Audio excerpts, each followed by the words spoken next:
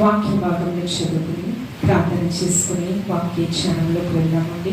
యెషయా గ్రంథము 60వ అధ్యాయము 22వ వచనం చదువుకుందాము. యెషయా గ్రంథము 60వ అధ్యాయము 22వ వచనం చదువుకుందాము. వారిలో ఒంటరి అయిన వాడు 1000 మంది అగును, ఎన్నిక లేనివాడు బలమైన జనమగును. యెహోవానగు నేను తగిన కాలమున ఈ కార్యము త్వరపెట్టుదును. మరొక మాట చదువుకుందాము. వారిలో ఒంటరి అయిన వాడు 1000 మంది అగును, ఎన్నిక లేనివాడు బలమైన జనమగును. యెహోవానగు నేను తగిన కాలమున ఈ కార్యము త్వరపెట్టుదును. పరిశుద్ధుడా, ప్రేమ నమ్మకం కలిగిన మా కన్న తండ్రి, స్తుతులకు పాత్రుడా, స్తోత్రాంకుడా, ఘనతగారుడా, మా గొప్ప దేవా నీకు వందనాలు ప్రభువా, నీకు స్తోత్రము. సజీవులే కదా నిన్ను స్తుతిస్తారు. సజీవ లెక్కలో ఉంచి ప్రభువా నిన్ను గణపరిచేటటువంటి గొప్ప భాగ్యము మాకు దయచేసిన దేవా నీకు వందనాలు ప్రభువా, నీకు స్తోత్రము. నీ వాక్యముతో ప్రతి ఒక్క హృదయాన్ని మీరు సంధించండి. వాక్యానుసారమైన జీవితము దయచేయండి. నీ రాకడ కొరకు, నీ రాజ్య స్థాపన కొరకు ప్రయాసపడే వరుసలో మమ్మల్ని మీరు సిద్ధపరచమని క్రీస్తు పరిశుద్ధ నామంలో అడిగి వేడుకుని ప్రార్థించుచున్నాము తండ్రి, ఆమేన్. చదువుకున్నటువంటి వాక్య భాగంలో ఎవరైతే ఒంటరి జీవితంలో అంటే దిక్కులేని వారు, బీద స్థితిలో చాలా మంది భిక్షాటన చేస్తూ ఉన్నారు. కుటుంబం చేత తృణీకరింపబడిన వారు, వెలివేయబడిన వారు, భిక్షాటన చేసేటటువంటి వారికి కుటుంబం లేదా? భిక్షాటన చేసేటటువంటి వారికి కుటుంబం లేదా? ఉంది. ఎందుకు? వారు తృణీకరించబడ్డారు, వెలివేయబడ్డారు, మోసగింపబడ్డారు. వారి కుటుంబం చేత ప్రేమానురాగాల కంటే అవమానాలు, నిందలు, ప్రతికూల పరిస్థితులు ఎన్నో ఎదురై ఉంటాయి. కొంతమందికి మెంటల్ గా చాలా డిప్రెషన్ లోకి వెళ్ళిపోతారు. అంటే వారి వస్త్రాలు ఎలా ఉన్నాయో కూడా తెలియని పరిస్థితిలో, ఏమి తింటున్నారో కూడా తెలియని పరిస్థితిలో మెంటల్ గా చాలా అప్సెట్ అయ్యి చాలా మంది భిక్షాటన చేసేటటువంటి వారు కూడా ఉన్నారు. దేనికంటే మనుషులు స్వార్థపూరితమైన లోకంలో మనం బ్రతుకుతున్నాం. వాతావరణం కలుషితమే కాదు, మన పితరుల కాలంలో 120 సంవత్సరాలు పరిశుద్ధ గ్రంథంలో కాదని చెప్పేది. మన పితరులు, మా నాన్నమ్మ గారు 100 సంవత్సరాలు బ్రతికారు. మరి అంతకుముందు వారి తరం వారు ఎన్ని సంవత్సరాలు బ్రతికారు నాకు తెలియదు.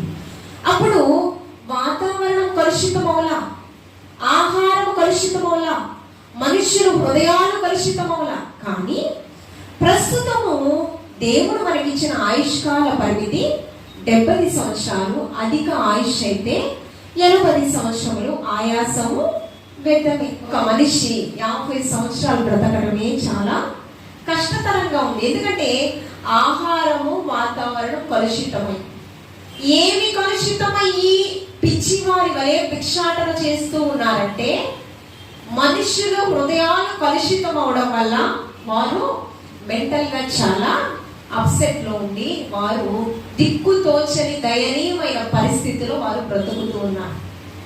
అందుకే వాక్యమై ఉన్న దేవాతి దేవుడు యెషయా ప్రవక్త ద్వారా మనతో మాట్లాడుచు ఉన్నాడు. ఒంటరి అయిన వాడు 1000 మంది అగును, ఎన్నిక లేని వాడు బలమైన జనమగును. మలాకీ గ్రంథం నుంచి మత్తయి సువార్త, పాత నిబంధన గ్రంథము మొట్టమొదటి పుస్తకం ఆదికాండము, చివరి పుస్తకం మలాకీ గ్రంథం, క్రొత్త నిబంధన మత్తయి సువార్త, చివరి పుస్తకం ప్రకటన గ్రంథం కదా. మలాకీ గ్రంథం నుంచి మత్తయి సువార్త వరకంట ఒక నిశ్శబ్ద కాలం అంట, ఒక నిశ్శబ్ద కాలం. మనల్ని సృష్టించిన సృష్టికర్త కృపా కాపుదలలు మన పట్ల లేవు. మనల్ని సృష్టించిన మన సృష్టికర్త మనల్ని విడిచిపెట్టాడు. మనతో సహవాసం చేయటల్లా, అంటే ప్రవక్తలతో కూడా మాట్లాడలేదు, తన ప్రజలతో మాట్లాడలేదు, యాజకులతో మాట్లాడలేదు, మహామహులు రాజులతో సహితము మాట్లాడలేదు, న్యాయాధిపతులతో సహితము మాట్లాడలేదు. ఎవరితో మాట్లాడలేదు. నిశ్శబ్ద కాలం అంట. దేవుడు మాట్లాడతాడేమో ఆతృతతో ఎదురు చూసే దినాలు. ఎందుకంటే మనుష్యులు భయంకరమైన పాపాల్లో వాళ్ళు బ్రతుకుతూ ఉన్నారు. ఎంత మందితో చెప్పి వారిని సన్మార్గంలో నడిపించాలని ప్రయత్నం చేసినా వారిలో మార్పు రావడంలా. మోషే చేత ఫరోకి ఐగుప్తీయులకి 10 తెగుళ్ళు రప్పిస్తున్నప్పుడు మొదట 4 తెగుళ్ళు కంట అతని హృదయం కఠినపరచబడుతుందంట. చెయ్యి చూస్తామన్నట్లు హృదయము కఠినపరచబడుతుందంట. సోదిగాండ్లు, సెకులు గాండ్లు అంట ఆ తెగులు నుంచి నివారణ పరిష్కారం చెప్తున్నారంట. కానీ ఆ తరువాత తెగుళ్లకు పరిష్కారం దొరకటంలా. ఎప్పుడు హృదయం కఠినపరచబడకుండా మెత్తన హృదయంగా దేవునికి భయపడ్డాడు తెలుసా? 10వ తెగులు పుట్టినటువంటి ఐగుప్తీయులలో జ్యేష్ఠ కుమారులు మరణిస్తారు. ఎవరు మరణిస్తారు? ఏది విత్తితే అదే పంట కోస్తాం. ఫరో ఒక శాసనాన్ని అమలుపరిచారు. ఇజ్రాయేలు ప్రజలలో ఎంత శక్తిని మించిన భారాన్ని వారి బానిస బ్రతుకులు వారు బ్రతుకుతున్నా వారిలో శక్తి తగ్గడం లేదు. ఇజ్రాయేలు ప్రజలు అంట ఇంకా విస్తరించిపోతున్నారంట, ప్రబలిపోతున్నారంట. ఏం చెయ్యాలని ఆలోచన చేసి రానున్న తరాలలో ఇక మగ శిశువే పుట్టకూడదని ఒక ఆజ్ఞ జారీ చేశారు. ఆ ప్రక్రియలోనే మోషేని చంపడానికి మంత్రసానులకు ఆదేశించాడు. శాసనం అమలుపరిచాడు.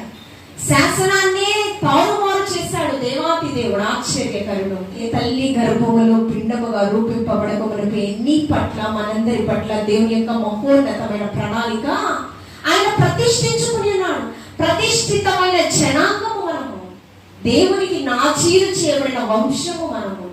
అందుకని ఎలా బ్రతికాడు? బ్రతికిన తర్వాత శత్రువుకే పెంచే అధికారం ఇచ్చాడు. నిర్గమాకాండం 7వ అధ్యాయం 1వ వచనంలో ఫరోకి దేవుడుగా నిన్ను నియమించాను మోషే, చంపాలనుకున్న అతని చేతికి దేవుడుగా నియమించాడంట. ఎంత గొప్ప ఆధిక్యత! అందుకని ఒంటరి అయిన వాడు 1000 మంది అగును, ఎన్నిక లేని వాడు బలమైన జనమగును. ఒంటరైన మోషే బలమైన సాధనంగా వాడుకున్నాడు. 6 లక్షల కాల్పరాన్ని నడిపించే నాయకుడిగా మార్చాడు దేవాది దేవుడు. మలాకి నుంచి మత్తయ్య నిశ్శబ్ద కాలం అన్నాను కదా. అప్పుడు దేవుని కనుదృష్టిలో ఉంది ఒక మరియమ్మ తల్లి, పరిశుద్ధురాలు. దేవుని కనుదృష్టిలో ఆమె ద్వారా బలమైన కార్యాలు చేయడానికి ఆయన పూనుకున్నాడు. ఈ గాబ్రియేలు దూత ద్వారా ఒక ప్రవచనం మనకి తెలియపరచబడింది. యెషయా ప్రవక్త ద్వారానే. యెషయా గ్రంథము 7వ అధ్యాయము 14వ వచనము. 7వ అధ్యాయము 14వ వచనము. కాబట్టి ప్రభు తానే ఒక సూచన మీకు చూపును, ఆలకించుడి.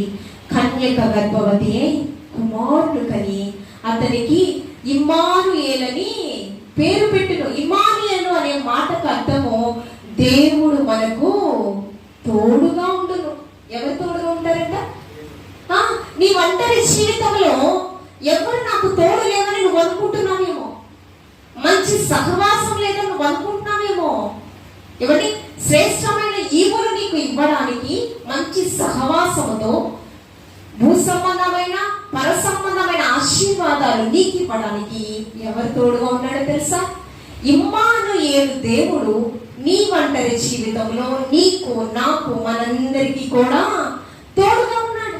ఆయన మనకుంటే ఏం చేస్తాడు? శూన్యములో సమస్తమును చూపించగలిగిన సర్వశక్తివంతుడు. పంచభూతములు ఆయన మాటకు లోబడుచున్నాయి. సృష్టి ఆయన మాటకు లోబడుచున్నాయి. ఆయన కలుగును గాక అంటే కలిగింది సమస్తము. అదే విధంగా నీకు శాంతి సమాధానం కావాలా? కుటుంబంలో సమృద్ధి కావాలా? ఏమి కావాలి? అడుగు వాటికంటే, ఊహించు వాటికంటే ఘనమైన ఆశీర్వాదాలు నీకు దయచేస్తానని ఆయన ప్రవచనాల ద్వారా మనల్ని బలపరుస్తూ ఉన్నాడు. ఒంటరి అయిన వాడు 1000 మంది అగును.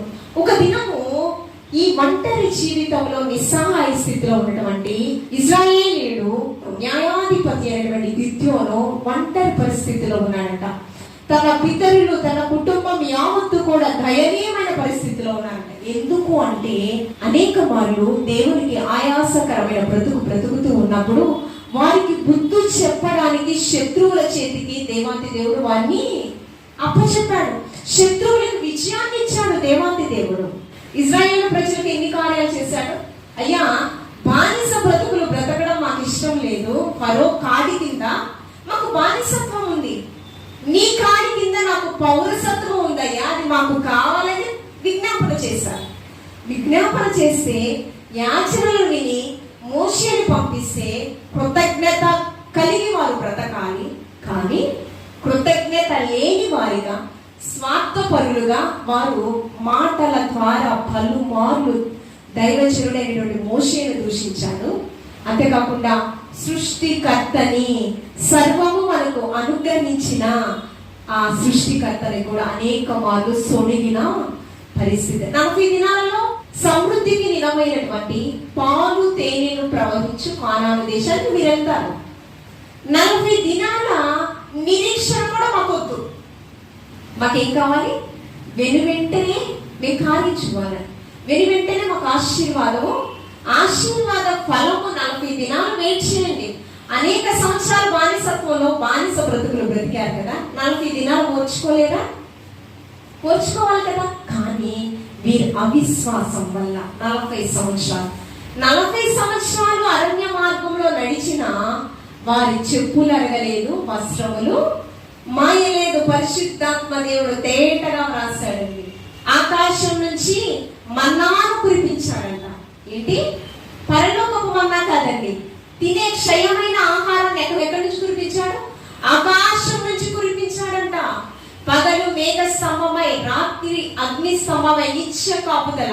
చీకటిలో వెళ్తే క్రూర మృగాలు ఏదో చేస్తాయి కదా, రాత్రి అగ్ని స్తంభమై దేవాది దేవుడు వెలుగుగా ఏమండి అగ్ని ప్రాకారం నుంచాడు. ఇశ్రాయేలు ప్రజలు క్షేమాన్ని ఇచ్చాడు.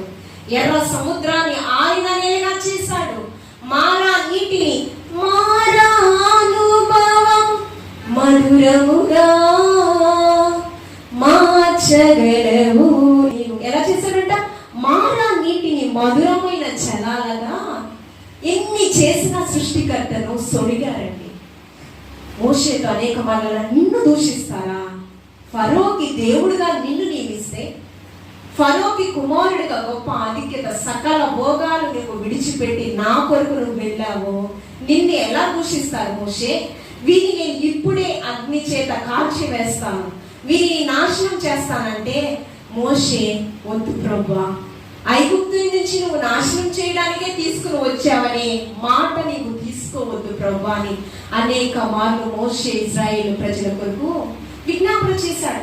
అలాంటి తండ్రి ఇశ్రాయేలు ప్రజలకు తోడుగా ఉన్న ఆ తండ్రి, ఇశ్రాయేలును కాపాడువాడు, కునుకడు నిద్రపోడని తెలుసుకున్న ఆ తండ్రిని ఏం చేస్తున్నా తెలుసా? ఇశ్రాయేలు ప్రజలు ఆశీర్వాదాలు పొందుకుంటూ దేవుడు తృణీకరిస్తున్నారు. అంటే దేవుడు ఏమైనా అవసరాలకి వాడుకునే దేవుడా?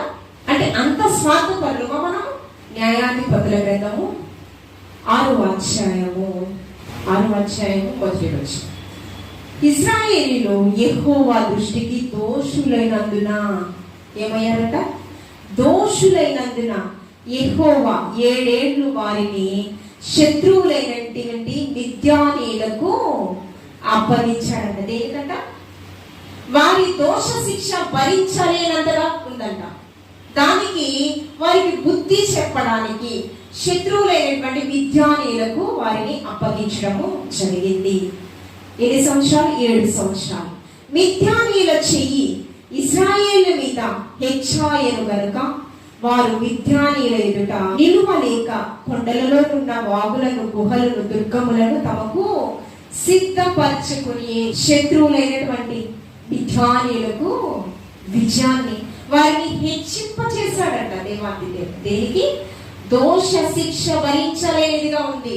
దుష్కార్యములు వారు చేసేటటువంటి వారిగా అనిపిస్తూ ఉన్నారు. అంతేకాకుండా అమాయకుల చేతులు కూడా ఇచ్చాడు. 3వ వచనం ఏం చేశారంట?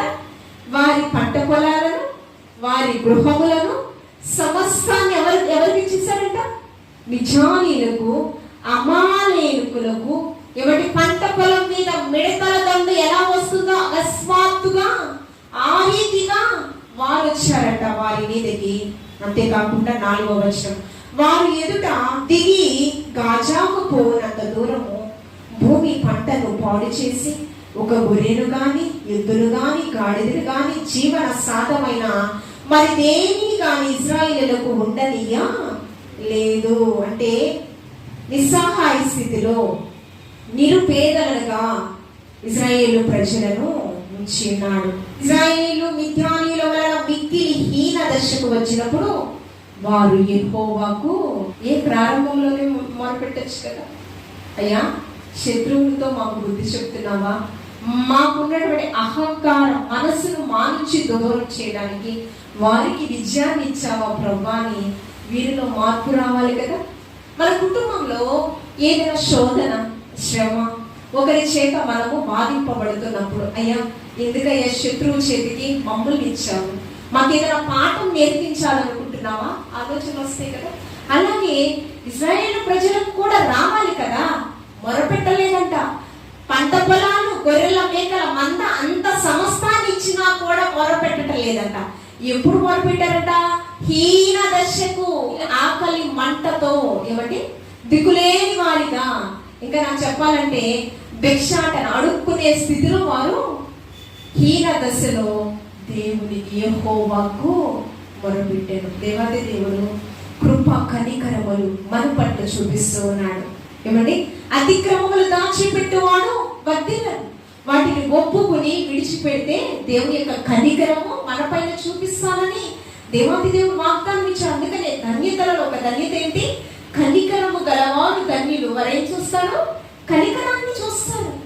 నువ్వు ఎవరిపైన కనికరాన్ని చూపించాలో తెలుసా? నీకంటే పై స్థాయిలో ఉన్న వారిపైన కనికరం కాదు. దిక్కుతోచని స్థితిలో నీవు సహాయం చేసిన ప్రతి సహాయం నీకు చెయ్యలేక స్థితిలో ఉంటారు చూడండి, వారిపైన నీవు కనికరాన్ని, అలాంటి వారిదంట దేవుడి చేత ఆశీర్వదింపబడిన వారిలారా మీలాంటి వారిదే పరలోక రాజ్యం అంటూ ఉన్నాడు. ఈ స్థితిలో ఉన్నటువంటి వారు, వస్త్రహీనులుగా ఉన్నటువంటి వారికి వస్త్రములు, ఆహారం ఇస్తే అంట అది దేవునికి మనం పరిచర్య చేయడం అంట. అలాంటి వారిని పరలోక రాజ్య వారసులుగా దేవాది దేవుడు చేస్తామని వాగ్దానం ఇచ్చాడు. హీన దశలో ఉన్నప్పుడు యెహోవాకు మొరపెట్టాడంట. అంతేకాకుండా ఆ ఇశ్రాయేలు పరిస్థితులు, వారి ప్రాణభయముతో దాగుకున్న పరిస్థితులు, ఆకలి మంటతో బిడ్డలకి తిండి ఎలా పెట్టాలా, మేము తిండి ఎలా తినాలా అనేటువంటి దిక్కుతోచని స్థితిలో ఆకలి మంటతో వారు ఉన్నారు, రోదన చేస్తూ ఉన్నారు. అప్పుడు అంటూ ఉన్నారు, మీరు అమాలేకుల ప్రాంతంలో నివసిస్తున్నారు కదా, ఆజ్ఞలలో ఒకటి విగ్రహారాధన చేయకూడదు. మోషే ద్వారా నేను ఇచ్చాను కదా ఆజ్ఞలు, ధర్మశాస్త్రాన్ని ధిక్కరించారు. మీరు విగ్రహారాధన చేశారంట. ఈ యొక్క 10వ వచనము, మీరు అమోరీయుల దేశమున నివసించుచున్నారు, వారి దేవతలకు భయపడకుడి. ఎవరికి భయపడకుడి? దేవతలకు భయపడుతున్నారంట. దేవుడు ఏమంటున్నాడు? పైన ఆకాశం అందే గాని క్రింద భూమి అందే గాని నేను కాక మీకు వేరొక దేవుడు, దేనికి నీవు సాగిలపడకూడదు, మొక్కకూడదు అంటూ ఉన్నాడు కదా. ఆజ్ఞను అతిక్రమించంట నిజ దేవునికి భయపడకుండా ఎవరికి భయపడుతున్నారంట? ఆ బయలు దేవతలకు వారు భయపడుతూ ఉన్నారట. భయపడుకుడి దేవతలకు అని మీతో చెప్పితిని, కానీ మీరు నా మాట వినకపోయారు. దుష్కార్యాలు చేయడమే కాదండి, ధర్మశాస్త్రాన్ని ఉల్లంఘించారు వీరు. అందుకే శత్రువులకి వీరిపై విజయాన్ని ఇచ్చాడు దేవాది దేవుడు. అయితే ఇశ్రాయేలు ప్రజల పరిస్థితి చూసి గిద్యోను, న్యాయాధిపతి అనేవాడి గిద్యోను దేవునికి మొరపెట్టినా కూడా ప్రత్యుత్తరం రావడం లేదని శత్రువులకు భయపడి అతను ఏం చేస్తూ ఉన్నాడు చూడండి. 11వ వచనం, యెహోవా దూత వచ్చి అబీయజ్రీయుడైన యోవాషునకు కలిగిన ఒఫ్రాలోని మస్తకి వృక్షము కింద కూర్చుండెను. యోవాషు కుమారుడైన గిద్యోను మిద్యానీయులకు మరుగై ఉండునట్లు. ఎవరికి మరుగై ఉండునట్లు? శత్రువులకి మరుగై ఉండునట్లు. శత్రువుల నుంచి దాగుకున్నాడు తన ప్రాణభయముతో. పేతురు కూడా దాగుకున్నాడా లేదా? పేతురు కూడా నీవు ఆ సజీవుడైన యేసుక్రీస్తు ప్రభువారి శిష్యులలో ఒకడివి కదా అంటే ఆయన ఏమన్నాడు? కాదని ముమ్మారు కూడా కోడి కూయక ముందు నువ్వు మారు నీవెవరివో నాకు తెలియవని అందువు పేతురు. ఏమండి, అంతేకాకుండా ఇంకా ఒక శిష్యుడేమో 30 వెండి నాణ్యాలకి అమ్మి వేశాడు ముద్దు పెట్టుకొని. ఇంకా ఎంతమంది? 10 మంది శిష్యులలో 9 మంది శిష్యులు వెళ్ళిపోయారు. ఒక శిష్యుడే ఉన్నాడు, జెబెదయి కుమారుడైనటువంటి యోహాను. ఆ యోహానికి ఎవరినిచ్చారు? తల్లి బాధ్యత. శిష్యుడిని చూసి ఇదిగో నీ తల్లి. ఏమండి, ఆ తల్లిని చూసి ఇదిగో నీ కుమారుడు. తల్లి బాధ్యతను ఆ యోహానే సిలువ శ్రమలలో యేసుక్రీస్తు ప్రభువుని హత్తుకుని ప్రాణభయం లేదు, ప్రాణానికి ఎదురుగా వెళ్ళాడు యోహాను. ఆ యోహాను పొందుకున్న భాగ్యం ఏంటో తెలుసా? పరలోక రాజ్యాన్ని ముందుగా చూశాడు. ఎంత గొప్ప ధన్యత అండి! ఈ శత్రువులైనటువంటి మిథ్యానీయులకు భయపడి మరుగా ఎండినట్లు గానుగా చోటన గోధుమలు దుళ్ళగొట్టుచుండగా యెహోవా దూత అతనికి కనబడి, పరాక్రమము కలిగినటువంటి బలాఢ్యుడా, ఏమంటూ ఉన్నాడు? నువ్వు బలహీనుడు అని నువ్వు అనుకుంటున్నావేమో, కానీ బలహీనులను బలవంతులుగా చేయుటకు ఆయనను కృపను ధారాళంగా మన పట్ల కృపనింప చేయడానికి సిద్ధంగా ఉన్నాడు. ప్రభా, ఆ శత్రువుల పైన విజయాన్ని నాకు ఇవ్వని నువ్వు నోరు తెరిచి ప్రార్థన చేయి. హృదయపూర్వక ప్రార్థన నీవు చేయి. విరిగి నలిగిన మనసుతో నువ్వు ప్రార్థన చేయి.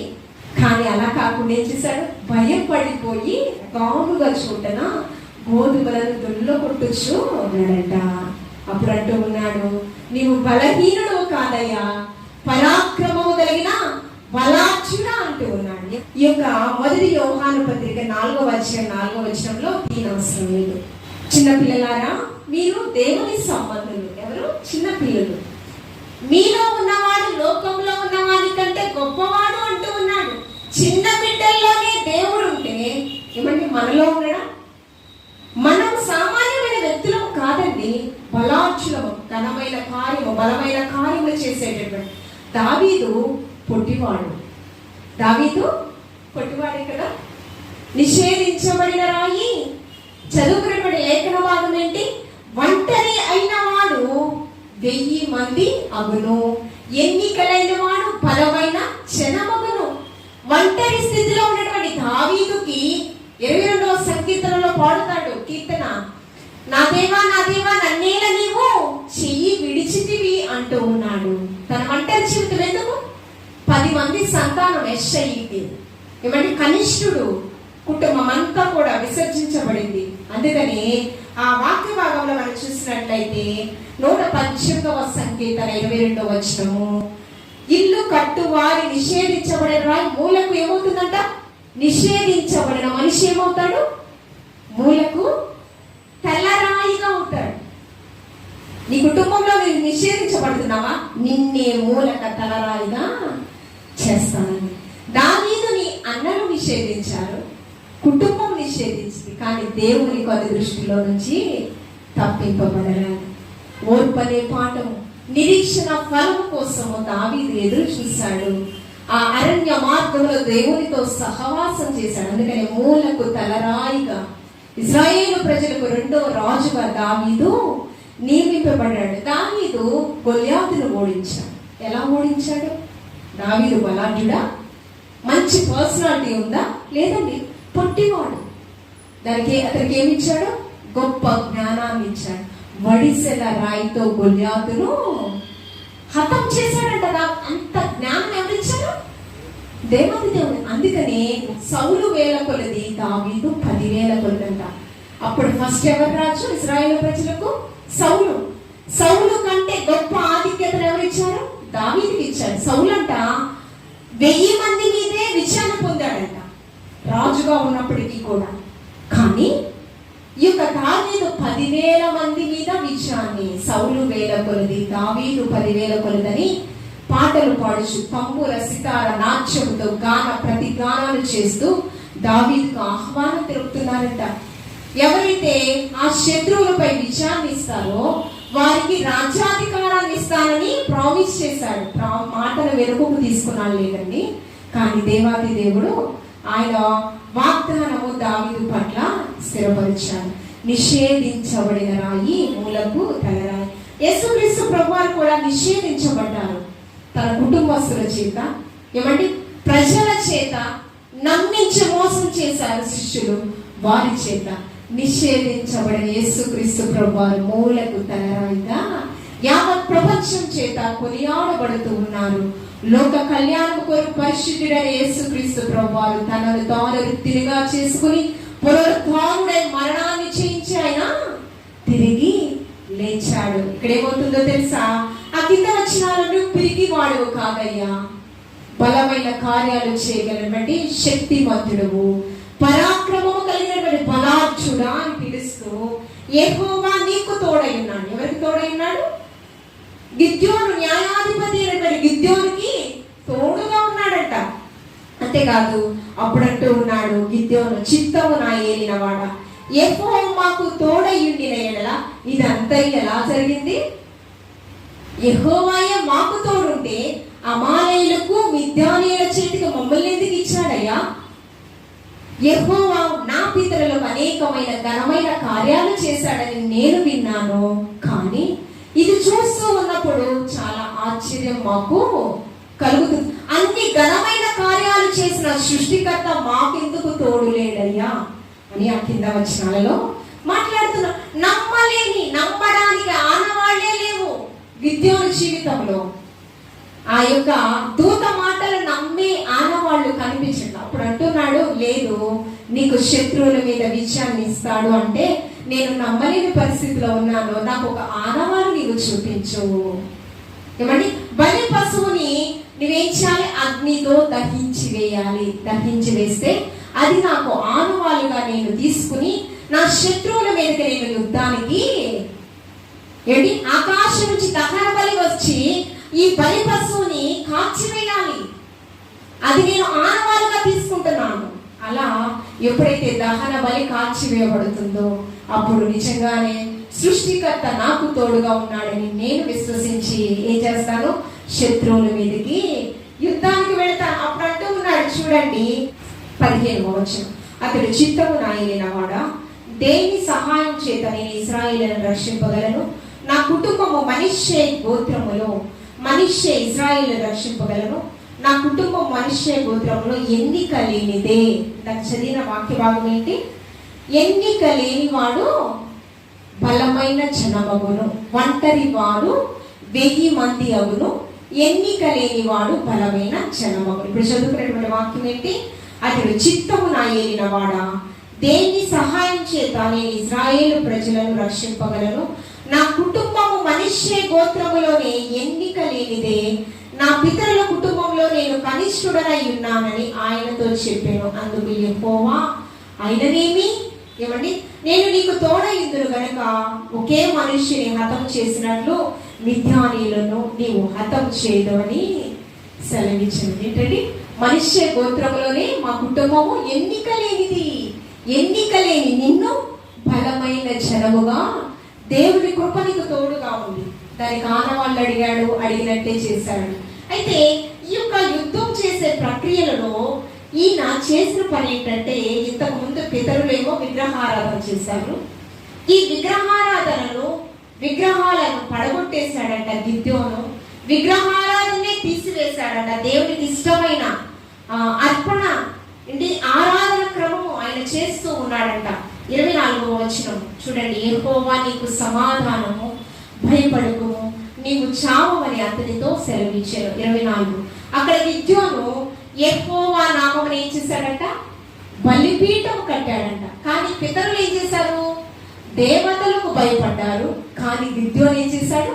యెహోవా నామమున బలిపీఠం కట్టి దానికి యెహోవా సమాధానకర్తయకు పేరు పెట్టెను. నేటి వరకు అవి ఎజ్రీయుల ఓఫ్రాలో ఉన్నది. ఆ కింద వచనాలతో దేవునికి ఆయాసకరమైన క్రియలన్నీ కూడా దూరం చేయడానికి శత విధాల ప్రయత్నించాడు. తర్వాత మనం చూస్తే ఈ ముందు వచనాలలో కూడా 30వ వచనం చదువుకుందాం. 30వ వచనం, కాబట్టి ఆ ఊరి వారు నీ కుమారుడు బయలు యొక్క బలిపీఠమును పడగొట్టి దానికి పైనున్న దేవతా స్తంభను పడదోసిన కనుక అతడు చావవలెను. వారిని బయటికి తెమ్మని యోవాషుతో చెప్పగా యోవాషు తనకు ఎదురుగా నిలిచి వారందరితో, మీరు బయలు పక్షముగా వాదిద్దురా? మీరు వారిని రక్షించుదురా? వారి పక్షముగా వాదించువాడు ఈ ప్రొద్దుననే చావలేను. వాడు దేవత అయినందున తన పక్షమున తానే వాదించువాడు ఒకడు తన బలిపీఠమును విరుగగొట్టినందున అతనితో బయలు కొననిమ్మని చెప్పి ఆ దినమున అతనికి యెరుబ్బయలు అని పేరు పెట్టెను. గిద్యోనుకు మరొక పేరు ఏంటండి? యెరుబ్బయలు అను పేరు పెట్టు. అంటే మీరు ఎవరిని ఆరాధన చేస్తారు? దేవతలను ఆరాధన చేస్తే కనుక నా కుమారుని మీరు చంపేయండి. అలా కాదు, సృష్టికర్తను ఒకవేళ మీరు ఆరాధన చేస్తే మీరు ఈ పని చేయడానికి వీల్లేదని ఆ క్రమంలో చెప్పడం జరిగింది. ఇక్కడ యుద్ధం చేయడానికి వెళితే ఎంతమంది గిద్యోనుకు తోడున్నారంటే ఇశ్రాయేలు ప్రజల్లో అప్పుడు అంటూ ఉన్నాడు, నిజంగా వారిలో సమర్పణ ఉందా లేదా అని నువ్వు గ్రహించాలి గిద్యోను, తొందరపడకు అని. చూడండి 7వ అధ్యాయం 3వ వచనం చూడండి. 7వ అధ్యాయం 3వ వచనం. కాబట్టి నీవు ఎవడు భయపడి వణుకుచున్నాడు వాడు త్వరపడి గిలాదు కొండ విడిచి తిరిగి వెళ్ళవలని జనులు వినున్నట్లుగా ప్రకటించమని గిద్యోనుతో సెలవిచ్చాను. అప్పుడు జనులలో నుండి 22,000 మంది తిరిగి వెళ్ళిపోయారు. ఎంతమంది తిరిగి వెళ్ళిపోయారు? 22,000 మంది తిరిగి వెళ్ళిపోయారంట. 22,000 మంది తిరిగి వెళ్ళిపోయిన తర్వాత ఇంకా ఎంతమంది ఉన్నారు? 10,000 మంది ఉన్నారు. చూడండి 4వ వచనం. 10,000 మంది నిలిచుండగా యెహోవా, ఈ జనులు ఇంకా ఎక్కువ మంది నీళ్ల యుద్ధకు వారిని దిగచేయము, అక్కడ నీ కొరకు వారిని నేను శోధించేదాను. వారిలో ఎంతమంది సమర్పణ ఉంది? యుద్ధానికి వెళ్ళినప్పుడు ఏమొస్తుంది? విజయం వస్తుంది, లేకపోతే పరాజయం వస్తుంది. విజయం వస్తే శత్రువుల నుంచి మనం బ్రతుకుతాం.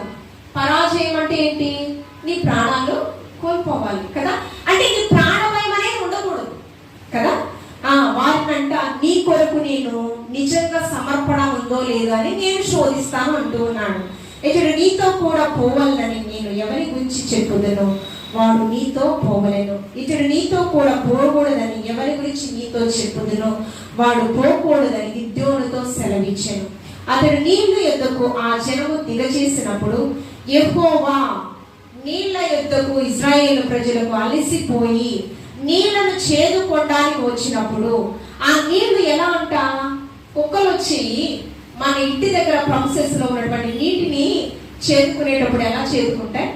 పెంపుడు కుక్కలు వేరు, ఏమండి రోడ్డు మీద ఉండేటటువంటి కుక్కలు అకస్మాత్తుగా ఇంట్లో వచ్చి నీరు తాగుతూ ఉంటాయి. ఎలా తాగుతాయి? యజమాని చూస్తాడేమో, వచ్చి ఏమన్నా మనకి హాని చేస్తారేమో భయంతో తాగుతూ ఉంటాయి. ఈ ఎవరైతే శత్రువు వస్తున్నాడు, మన పైన యుద్ధం చేస్తున్నాడు, మన ప్రాణాలు తీస్తాడు అంటే ఏమరపాటు లేకుండా ఒక కన్నేమో శత్రువును చూడాలి, ఇంకో కన్నుతో నీటిని చేదుకోవాలంటే కుక్క. చూడండి ఆ వచనంలో మనం చూస్తే అతడు నీళ్ల యొద్దకు జనము దిగజేసినప్పుడు యెహోవా కుక్క గతుకున్నట్లు తన నాలుకతో నీళ్లను గతికిన ప్రతి వారిని త్రాగుటకు మోకాళ్లను కృంగిన ప్రతి వారిని వేరుగా ఉంచమని. కొంతమంది ఏంటి అలిసిపోయి మోకాళ్ళను ఉంచేసి ఏమంటే ఆ నీటినంట చాలా ప్రశాంతంగా తాగుతున్నారంట. కొంతమంది ఏమో కుక్క నీటిని గతికినట్టు తీసుకుంటున్నట్టు నీటిని కొంతమంది వారి ఇరువుని వేరుపరిచాడంట. వారి ఇరువుని వేరుపరిస్తే చూడండి 6వ వచనం. చేతిని నోటి కందించుకొని గతికిన వారి లెక్క చూడండి. త్రాగుటకు మోకాళ్ళుని కృంగిన ప్రతి వారిని వేరు వేరు చేయగా ఉంచమని గిద్యోనుతో సెలవిచ్చెను. చేతితో నోటి కందించుకొని గతికిన వారి లెక్క ఎంతమంది? 300 మంది. అంటే ఒక కన్నుతోనేమో ఏమరపాటు లేకుండా శత్రువును చూస్తూ ఇంకో కన్నుతో నీటిని చేతితో తీసుకుని తాగుతున్నారంట. ఆ సంఖ్య ఎంతంట?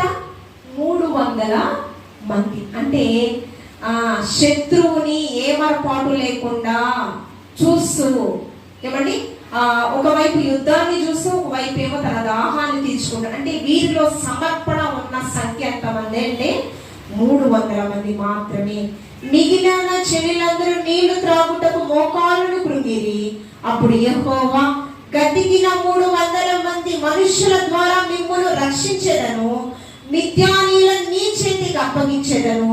జనులందరూ తమ తమ చోట్లకు వెళ్ళవచ్చు అని గిద్యోనుతో సెలవీయగా ఏం చెప్తూ ఉన్నాడండి? ఎంతమందితో?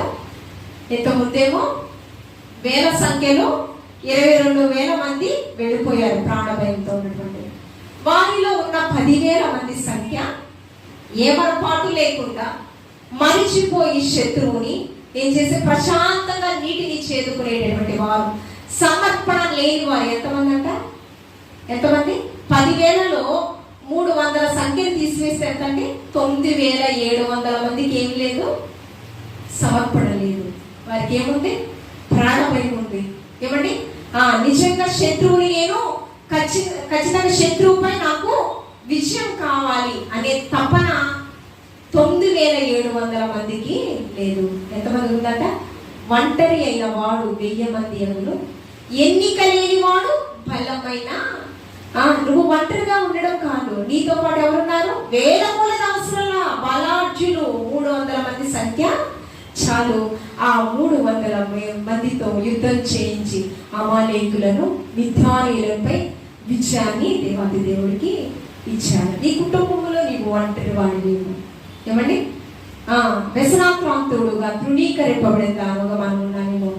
బలమైన జనముగా మన ద్వారా దేవాది దేవుడు ఆయన చేయబోతూ ఉన్నాడు. గొప్ప ఆధిక్యత, నిన్ను తలగా ఎత్తువాడు ఆయనే.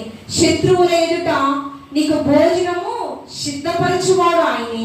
శత్రువులు నీ పాద పీఠము కింద అడగద్రొక్కువాడు ఆయనే. కాబట్టి ఆయన మీద ఎవరి మనస్సు నా మీద ఆనుకులను వారిని పూర్ణ శాంతి గలవారిగా దేవాది దేవుడు చేస్తానని వాగ్దానం ఇచ్చాడు. కాబట్టి నిన్ను విడువను, ఎడబాయను. ఈ వాగ్దానం మన జీవితంలో స్థిరపరచబడి దేవాది దేవుడు ఆయన నమ్మిన బిడ్డని ఎప్పుడు కూడా విడిచిపెట్టకుండా బలమైన కార్యాలు, శూర కార్యములు చేసి గొప్ప ఆధిక్యతను మనకి ఇవ్వడానికి ఆయన సిద్ధముగా ఉన్నాడు. బలమైన జనముగా నిన్ను దేవాది దేవుడు గొప్ప ఆధిక్యత ఇవ్వడానికి ఆయన సిద్ధముగా ఉన్నాడు. అట్టి కృపను మనమందరము కూడా పొందుకొందుము గాక. ఆమేన్. పరిశుద్ధురానికి వందనాలు. అవును ప్రభువా, నీ సహాయ స్థితిలో ఇంకెందుకు నాకు ఈ జీవితం అని అనేక మంది ఆత్మహత్యలు చేసుకుంటూ ఉన్నారు ప్రభు.